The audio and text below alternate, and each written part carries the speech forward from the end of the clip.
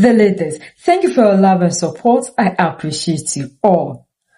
France is in a state of total panic, and the evidence is right in front of us.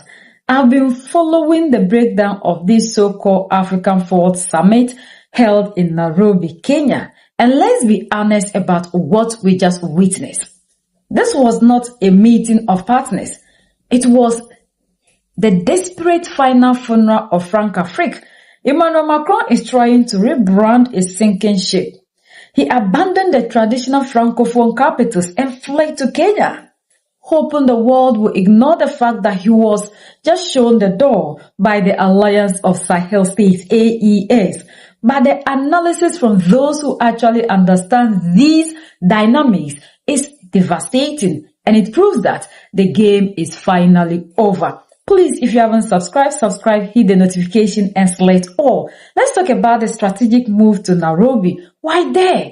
The experts were clear. This is a classic case of a thief caught red-handed who changes his clothes hoping no one will recognize him. They are running from the Francophone zone to the Anglophone sphere because they know their influence in our backyard has collapsed. They are betting on the idea that the English-speaking world hasn't noticed the pattern of domination and extraction we have been fighting for 53 years. But here is the reality. The Anglophone world has its own foundation, its own strength, and its own interests. They are not looking for a new colonial administrator, and they are already watching what happened to us in the AES. They see right through the mask. There is also a clear double standard at play, because France and President Macron did not acknowledge the terrorism affecting these states as a major problem that needed to be addressed.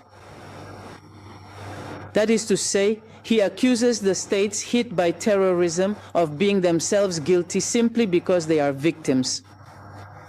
He seems pleased, as if saying it's because France was driven out that terrorism continues.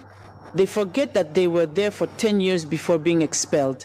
Does not accept the way it was because our countries are facing insecurity due to the fact that France does not accept the way it was thanked that France is pre-positioning troops. In the north of Côte d'Ivoire, Benin, all around the AES countries, and then goes to Kenya to give speeches about equality. For what reason would these countries attend such a meeting if it's just to be told to accept the return of French troops since the agreement? The colonial agreements have